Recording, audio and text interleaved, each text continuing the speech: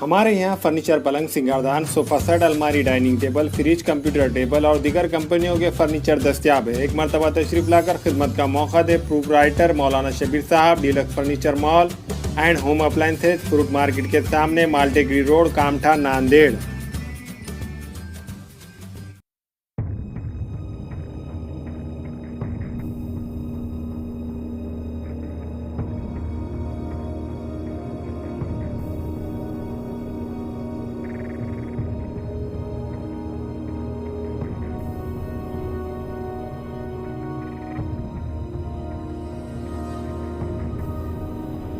यांच्या आदेशानं व झोन क्रमांक 3चे क्षेत्रीय अधिकारी यांच्या आदेशानं आम्ही सतत वार्डामध्ये राऊंड राहत असतो।